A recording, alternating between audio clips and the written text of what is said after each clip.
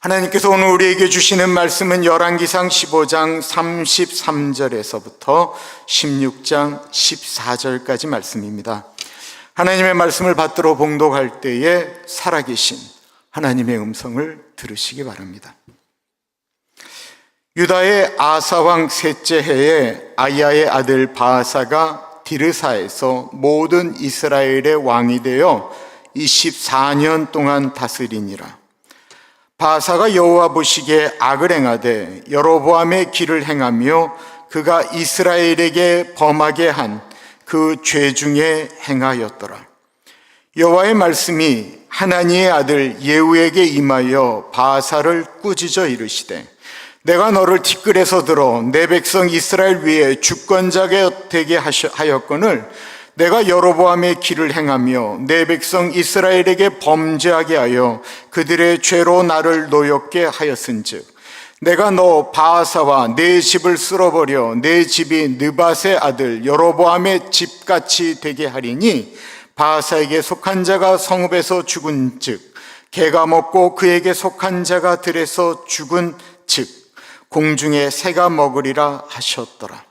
바아사의 남은 사적과 행한 모든 일과 권세는 이스라엘 왕 역대 지략에 기록되지 아니하였느냐. 바아사가 그의 조상들과 함께 잠에 디르사에 장사되고 그의 아들 엘라가 대신하여 왕이 되니라. 여호와의 말씀이 하나니의 아들 선지자 예후에게로 임하사 바아사와 그의 집을 꾸짖으심은 그가 여로보암의 집과 같이 여호와 보시기에 모든 악을 행하며 그의 손의 행위로 여호와를 노엽게 하였음이며 또 그의 집을 쳤음이더라. 유다의 아사왕 제26년에 바아사의 아들 엘라가 디르사에서 이스라엘의 왕이 되어 2년 동안 그 왕위에 있으니라. 엘라가 디르사에 있어 왕궁 맡은 자 아르사의 집에서 마시고 취할 때에 그 신하 곧 병거 절반을 탱솔한 지휘관 시므리가 왕을 모반하여 시므리가 들어가서 그를 쳐 죽이고 그를 대신하여 왕이 되니 곧 유다의 아사왕 제27년이라.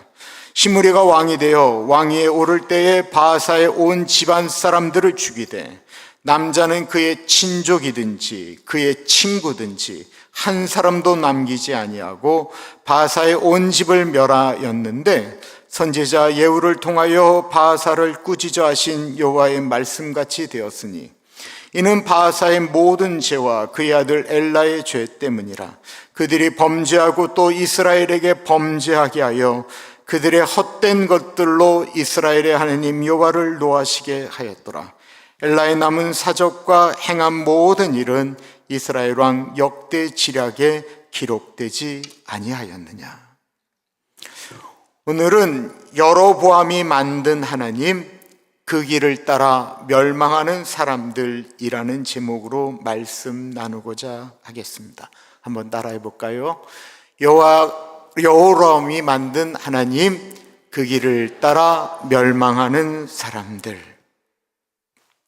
열왕기 하나는 하나였던 이스라엘이 북이스라엘과 남유다로 나누어져 두 나라를 이끌어가는 왕들의 이야기가 나옵니다. 남유다는 다윗 왕과 그의 후손들이 멸망할 때까지 이끌었기 때문에 다윗 왕조라고 이야기한다면 북이스라엘은 9번의 쿠데타가 일어나서 9 왕조가 만들어져 흘러갔습니다. 그러니까 북이스라엘은 한 왕의 자식들이 계속해서 이어가지를 못했습니다. 그런 그 북이스라엘을 만든 시조는 누구일까요? 솔로몬 왕 때에 홀 어머니 밑에서 자랐지만 하나님을 열심히 섬기고 신실하고 부지런하고 용맹한 여로보암이라고 하는 사람이 있었습니다. 이 여로보암이 부지런할 뿐만 아니라 사람들을 끌고 가는 리더십이 출중하였기 때문에 솔로몬이 그를 높여서 건축 현장의 감독으로 세웠습니다. 여로보암이 솔로몬의 신임을 얻어서 감독으로 이름을 알리고 있을 때 솔로몬은 이미 하나님이 아닌 우상의 신전들을 세우기 시작했고 하나님과 멀어지기 시작하였습니다. 솔로몬에게 실망한 하나님이 어느 날 여로보암이 길을 갈 때 선지자 아이야를 통해서 여로보암에게 말씀하십니다. 솔로몬이 내 마음 가운데 멀어져 버렸고 내가 아닌 다른 신들을 섬기며 실망시켰은즉 내가 이스라엘이란 나라를 두 쪽을 만들어서 남유다에는 오직 두 지파만 남기고 10지파를 여로보암 너에게 주어서 새로운 나라를 만들겠다라고 말씀을 하십니다. 여로보암은 솔로몬이 우상 숭배하는 것을 보았고 어쩔 때는 본인은 원치 않았지만 우상의 신전을 만드는 곳에 감독으로 있으면서 얼마나 마음이 어려웠었겠습니까? 여로보암은 그 선지자의 이야기를 듣는 순간 내가 어떻게 왕이 되겠습니까? 라고 생각한 것이 아니고 솔로몬과 다른 하나님의 나라를 만들겠다라고 하는 꿈을 꾸기 시작했습니다. 솔로몬이 그 사실을 알게 되자 여로보암을 죽이겠다고 달려들지요. 그러자 여로보암은 애굽이라는 나라로 피신을 갑니다. 그리고 솔로몬이 죽고 그의 아들 르호보암이 왕이 되었을 때 여로보암은 이스라엘로 와서 자신을 지지하는 10지파를 데리고 북이스라엘을 세우게 됩니다. 여로보암은 졸지의 왕이 되었습니다. 그가 왕이 되었던 이유는 그가 하나님을 다른 누구보다도 사랑했고 열심히 있었고 용맹하였기 때문이 아니고 솔로몬과 그의 아들 르호보암이 하나님을 저버리고 살았기 때문에 그렇습니다. 하나님은 이 여로보암에게 열왕기상 11장에 이런 약속의 말씀을 하셨습니다. 내가 너를 취하리니 너는 내 마음에 원하는 대로 다스려 이스라엘 위에 왕이 되되 내가 만일 내가 명령한 모든 일에 순종하고 내 길로 행하며 내 눈에 합당한 일을 하며 내 종 다윗이 행함같이 내 율례와 명령을 지키면 내가 너와 함께 있어 내가 다윗을 위하여 세운 것 같이 너를 위하여 견고한 집을 세우고 이스라엘을 내게 주리라. 다윗의 혈통이 아니었음에도 불구하고 홀 어머니 밑에서 정상적인 교육과 제대로 된 삶을 살지 못했음에도 불구하고 하나님은 여로보암을 왕으로 삼으셨습니다. 또한 남유다에게는 2지파만, 그러나 북이스라엘에겐 10지파를 주셨을 뿐만 아니라 북이스라엘이 남유다보다 훨씬 더 비옥한 땅을 가지고 있기 때문에 경제적으로도 군사적으로도 남유다보다 북이스라엘이 월등하였습니다. 또 이 여로보암이 정치적으로 굉장히 뛰어난 감각을 가지고 있는 사람이었습니다. 모든 것들이 북이스라엘에게 조건적으로 좋았고 하나님이 여로보암의 편에 서신 것입니다. 그런데 이 북이스라엘에 문제가 발생했습니다. 그 문제는 다른 것이 아닌 율법에 따라 이스라엘의 남자들은 1년에 3차례 하나님의 성전 예루살렘에 가서 제사를 지내야 합니다. 즉 여로보암이 다스리는 북이스라엘의 남자들이 1년에 3차례씩 남유다로 내려가는 거예요. 그 모습을 본 여로보암의 마음이 어땠겠습니까? 열왕기상 12장에는 그 여로보암 마음 가운데 있는 그 두려움을 이렇게 표현하고 있습니다.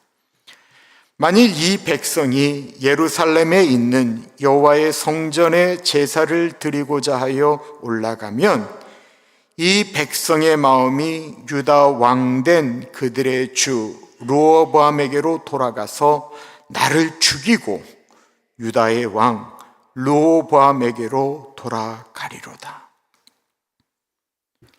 여기서 여로보암의 갈등이 시작됩니다.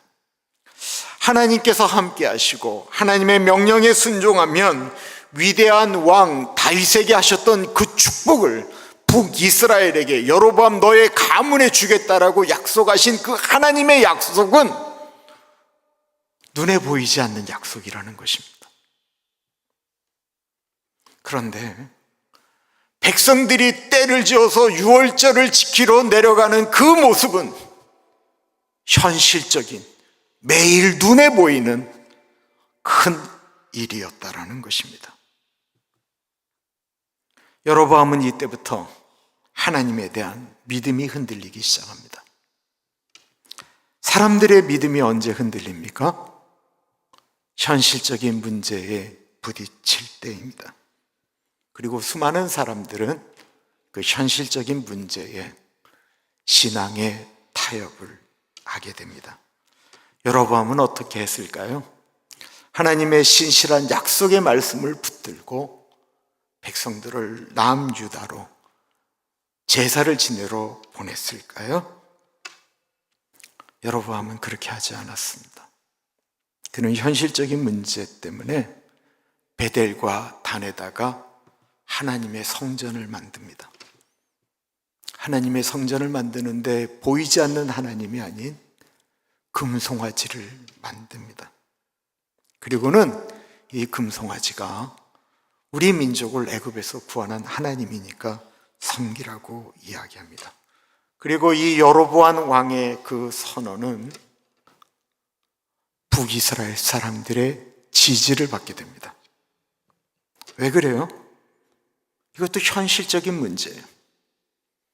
남유다까지 내려가려고 하면 짐승 끌고 내려가야죠.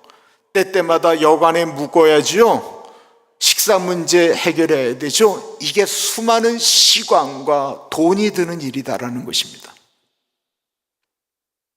그런데 거기까지 갈 필요가 없다라고 이야기를 하자 이스라엘 백성들이 거기에 동의를 한 겁니다.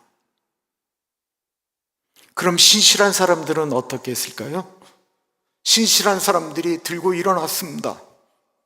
그리고는 수많은 사람들이 남유다로 내려갔고, 그때 북이스라엘 여로보암 편에 섰던 레위인들이 반발하였습니다.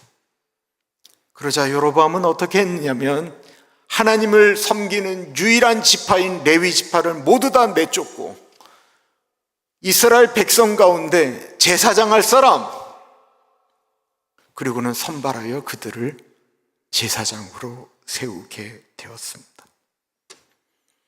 이스라엘 백성들의 편리함을 위해서 우리가 왜 굳이 남유대에서 이야기하는 그 유월절을 우리가 지켜야 되느냐라고 이야기하며 유월절의 날짜를 바꾸어 버립니다.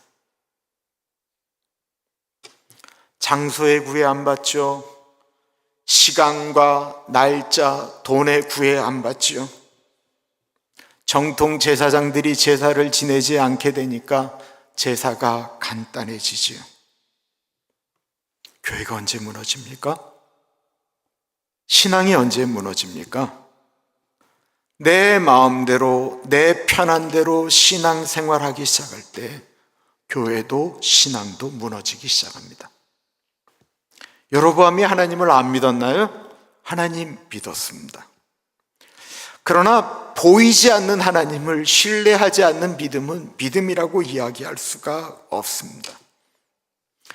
여로보암 이후로 성경을 보시면 자신의 편한 방식으로 하나님을 만들어버리는, 즉 나의 편한 방식으로 성경을 읽고 내 편한 방식으로 예배를 드리고 내 편한 방식으로 사는 신앙의 길을 가리켜 성경은 이때부터 여로보암의 길, 여로보암의 죄라고 기록하기 시작했습니다. 그리고 이 여로보암의 길, 여로보암의 죄라고 하는 그 용어는 열왕기 상하에 하나님을 대적하는 왕이 나타날 때마다 무려 20번이 넘게 그 표현을 사용하였습니다. 그러므로 열왕기 상하에 여로보암의 죄, 여로보암의 길이라는 단어가 나오면 그 다음에는 그 왕은 멸망하는구나 라고 생각하시고 성경을 보시면 됩니다. 여로보암이 그렇게 하나님이 싫어하는 인간적인 방법을 써서 하나님과 멀어지게 되자 하나님은 바하사라고 하는 사람을 통해 여로보암의 이은 그의 아들 나답을 암살하고 왕이 되도록 합니다. 이 바하사는 성경에 그가 무슨 일을 하는 사람이었는지 전혀 언급되어지지 않는 무명의 사람, 티끌과 같은 먼지와 같은 존재인데 하나님이 그 바하사를 통해서 여로보암을 몰아내고 다시 하나님을 섬기는 나라를 세우고자 하셨던 것입니다. 그리고 하나님은 여로보암에게 약속하셨듯 이 바하사에게도 네가 나를 잘 섬기면 내가 너희 집안을 다윗처럼 축복하겠다라고 약속하셨습니다. 이름도 없던 바하사가 하나님의 은혜로 왕이 되자 그의 마음 가운데 그는 종교 개혁을 일으키겠다라고 하는 열망이 일어났습니다. 굳게 마음 먹었습니다. 그런데 이 바하사도 유월절이 다가오자 여로보암과 똑같은 두려움이 오기 시작하는 것입니다. 더군다나 남유대의 왕은 아사 왕으로 하나님을 신실하게 섬기는 사람입니다. 이 백성들이 남유다로 내려갔다가 다시 돌아오지 않으면 어떡할까? 그럼에도 불구하고 여로보암의 집안이 어떻게 멸망하는 줄을 보았으니까 하나님에 대한 두려움과 신뢰가 쌓여 있기 때문에 바하사는 진짜 고민을 하게 됩니다. 바하사는 어떤 결정을 했을까요? 여로보암과 다른 길을 갔을까요? 15장 34절과 1, 2절입니다. 바하사가 여호와 보시기에 앙을 행하되 여로보암의 길로 행하며 그가 이스라엘에게 범하게 한 그 죄 중에 행하였더라. 여호와의 말씀이 하나니의 아들 예후에게 임하여 바하사를 꾸짖어 이르시되 내가 너를 티끌에서 들어 내 백성 이스라엘 위에 주권자가 되게 하였거늘 내가 여로보암의 길로 행하며 내 백성 이스라엘에게 범죄하게 하여 그들의 죄로 나를 노엽게 하였은즉. 바하사가 걸었던 길은 여로보암의 길이었습니다. 여로보암이 걸었던 그 길은 자신이 만든 하나님의 길을 걸었다라는 것을 의미하는 것입니다. 여로보암의 길은 현실과 적당히 타협하며 믿는 신을 의미하는 것입니다. 그리고 그런 시간이 여로보암은 22년, 바하사는 24년이었습니다. 자신들이 그 시간을 자신이 원하는 대로 하며 자신들이 만든 하나님을 섬기며 살았습니다. 오늘날로 바꾸어 말하면 교회 생활 22년, 24년을 자기 편한 방식으로 하나님 섬기며 교회 생활했다라는 것을 말하는 것입니다. 24년, 22년이 긴 세월인가요?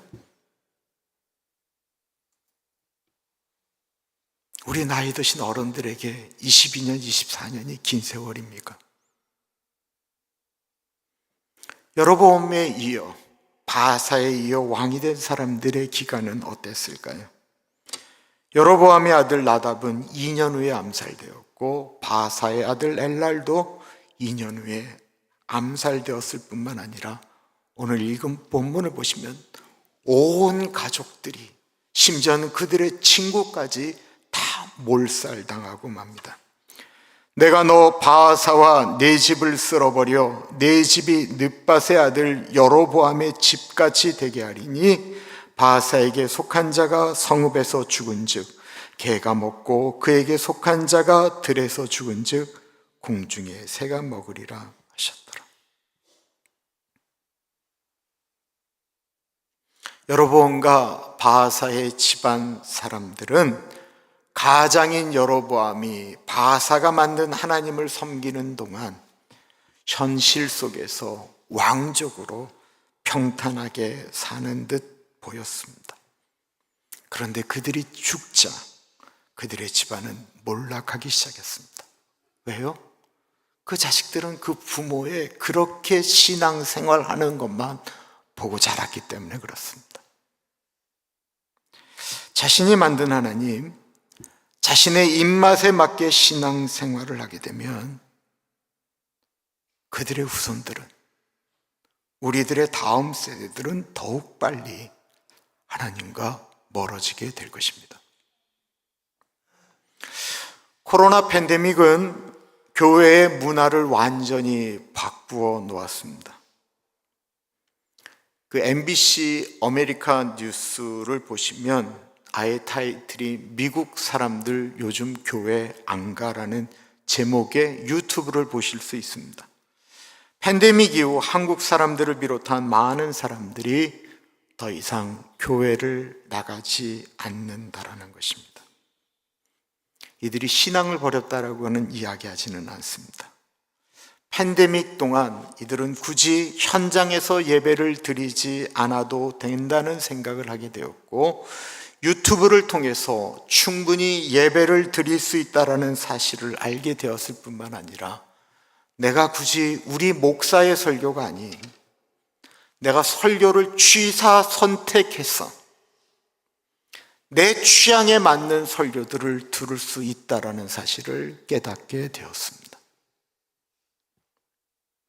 팬데믹을 보내면서 매주일 굳이 교회 나가서 시간 낭비, 감정 낭비, 불편할 필요가 없고 헌금을 낼 필요도 없고 봉사할, 헌신할 필요가 없다라는 생각을 하게 된 것입니다. 팬데믹이 끝난 후 이렇게 생각한 많은 분들이 다시 교회로 돌아오지 않게 되었습니다. 그리고 교회를 떠난 분들은 나는 교회를 떠났지만 하나님은 떠나지 않았다라고 말씀합니다. 우리 목사보다 월등히 설교를 잘하는 목사님들의 설교를 나는 듣는다라고 표현합니다. 그러면 그들의 자녀들은 어떻게 될까요? 그들의 자녀들도 유튜브로 설교를 드리며 예배를 드릴까요? 유럽 교회가 옛날에 그렇게 하기 시작했습니다. 그리고 유럽은 더 이상 하나님을 믿는 나라가 없게 되었습니다. 과거에 아무리 힘든 현실 속에서도 하나님을 붙들고 내 삶의 주인이라고 하나님을 고백했던 것에서 많은 분들이 팬데믹이 지나면서 내 삶의 주인은 나라고 외치기 시작했습니다. 왜 그렇습니까? 그것은 티끌 같은 존재에서 구원하신 하나님의 은혜를 잃어버리기 시작했기 때문에 그렇습니다. 바하사가 그랬습니다.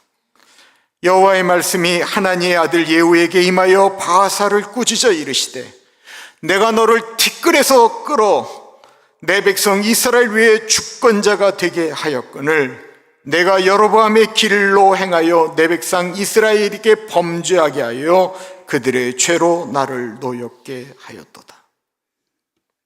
여로보암도 바하사도 우리도 티끌 같은 존재였는데 하나님이 부르셨습니다. 사순절을 시작하는 첫날을 가리켜 제의 수요일이라고 이야기합니다. 그때는 전통적으로 종이나 나무를 태운 그 제를 우리의 이마에 십자가를 그리면서 시작합니다. 그것은 먼지만도 못한 죽으면 흙으로 돌아가는 우리들을 위하여, 그런 존재인 우리들을 위하여 하나님께서, 하나님의 아들인 예수님이 우리를 위하여 십자가에서 죽으셨다라고 하는 것을 의미하는 것입니다. 그런데 사람들은 현실적인 문제 앞에 하나님을 잊어버리고 티끌인 사실을 잊어버리고 내가 주인이다라고 말하기 시작했다라는 것입니다. 내가 주인이다. 이것은 18세기 유럽을 강타했던 계몽주의자들이 외쳤던 말이고, 그 사상은 신학교에도 들어가서 교회의 목사들과 장로들과 교인들이 받아들이기 시작했습니다. 또한 하나님이 주인이라고 말하는 많은 성직자들은 자신들이 만든 하나님을 도구로 하여 부를 축적하는 데 노력하였고, 그 결과는 교회의 타락을 불러 일으키고 말았습니다.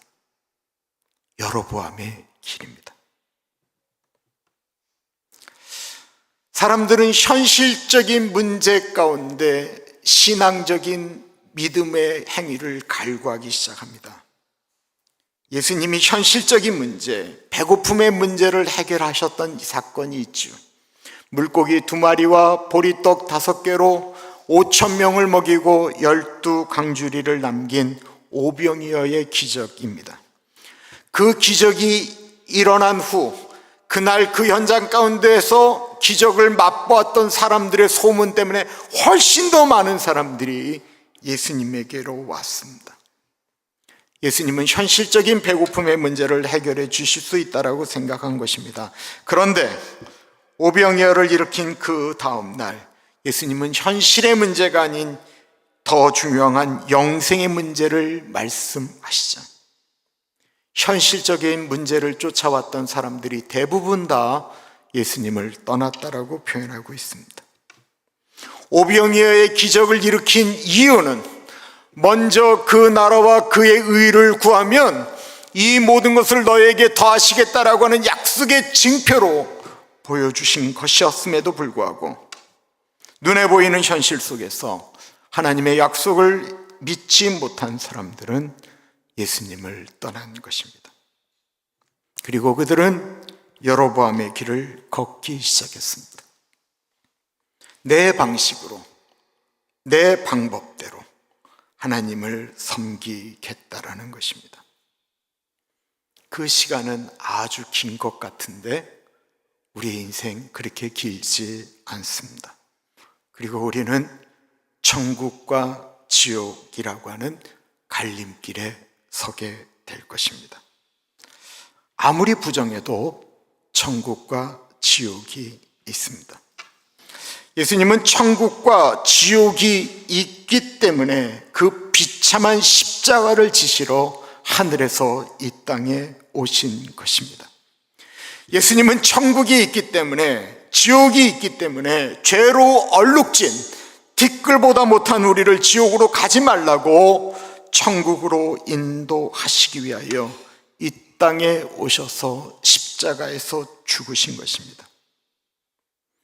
티끌과 같은 우리가 구원받을 어떤 행동도 하지 않았는데 우리를 구원하시기 위하여 예수님이 죽으시고 부활하신 그 사건을 가리켜 우리는 보통 은혜라고 말을 합니다. 많은 사람들이 예수님이 단 한 번도 그런 말씀을 하신 적이 없기 때문에 오늘날은 구약처럼 11조가 필요 없다라고 말을 합니다. 맞습니다. 예수님은 구약의 모든 제사 방식을 한 번에 무너뜨리시고 은혜로 다시 세상을 일으키셨습니다. 그런데 한번 생각해 보십시오. 구약의 때때마다 짐승을 잡아 제사를 지내야 용서를 받았던 그 구약의 시대와 오늘을 비교하면 그 구약의 은혜와 오늘의 은혜를 비교할 수가 있습니까? 오늘날로 훨씬 더 은혜를 많이 받았습니다. 10의 1조를 내는 것보다 더 큰 은혜를 받은 시대가 오늘날입니다. 매일을 감사해도 다 감당치 못할 은혜를 경험하며 사는 것이 이 시대입니다.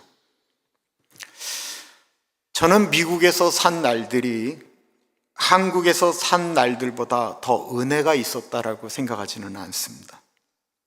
한국에 살았더라면, 한국에서 목회를 했더라면 어땠을까? 거기가 더 은혜일까? 미국이 더 은혜일까? 비교하며 생각해 본 적 없습니다. 다만 저의 인생을 뒤돌아보면 도대체 내가 지금 어떻게 여기까지 살아왔는가? 어떻게 나처럼 모자란 사람이 지금까지 먹고 자고 살고 있었을까 생각하면 소름 끼칠 만한 은혜입니다. 아마 저보다 더 오래 사신 분들, 아니 저보다 더 젊더라도 지금까지 은혜로 사신 분들은 다 그렇게 생각하시리라고 믿습니다. 우리가 산 것은 모두 은혜입니다. 먼지보다 못한 우리를 구원하신 은혜입니다. 그 은혜를 받은 우리가 은혜 위에 은혜로 살아야 합니다. 여로보암처럼 바하사처럼 뒷글보다 못한 우리를 구원하셨는데 은혜로 있다가 은혜를 저버리면 어떻게 하겠습니까? 우리의 자녀들이 주님께로 다시 돌아오기를 기도하고 계십니까?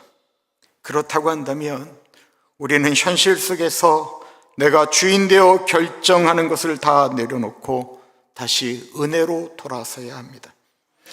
그렇게 우리가 살아야 우리가 죽은 다음에도 우리들의 자녀들이 우리를 기억하며 은혜의 자리로 돌아올 것이기 때문에 그렇습니다. 우리는 티끌보다 못한 존재들인데 지금 우리는 은혜로 여기 있습니다. 기도하겠습니다. 참으로 존귀하신 하나님, 은혜로 우리가 여기 있는데, 은혜로 여로보암이 바하사가 왕이 됐는데, 은혜를 저버리고 자기 멋대로 하나님을 만들고 섬기고 살아갔듯이 아버지, 우리가 은혜로 시작되었다가 은혜를 저버릴까 두렵습니다. 다시 한번 은혜를 붙드는 우리들이 되어질 수 있도록 하나님 같이 하여 주십시오. 존귀하신 예수님 이름으로 기도드립니다. 아멘.